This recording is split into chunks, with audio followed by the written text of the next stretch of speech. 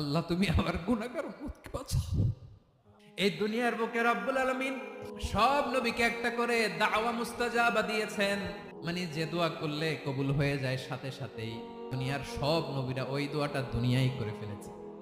বিশ্বনবী বলবেন, আল্লাহ ওই স্পেশাল দোয়াটা দুনিয়াতে করি নাই, আজকে আমি তোমার দরবারে দাঁড়িয়ে কিয়ামতের দিন ওই দোয়াটা করছি। আল্লাহ, আমার যে উম্মতের হৃদয়ে যাররা পরিমাণ ঈমান আছে, আমার একটা উম্মতকেও তুমি জাহান্নামে ঢুকাতে পারবা না।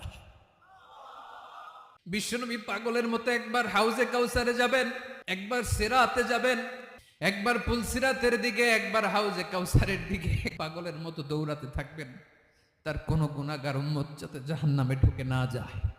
উম্মতি বিশ্বনবী আমার জন্য কাঁদবেন, আপনার জন্য কাঁদবেন, আমাদের জন্য সেদিন কেঁদে কেঁদে জাহান্নামের দরজায় দাঁড়িয়ে আমাদেরকে টেনে টেনে জান্নাতে ঢুকাবেন।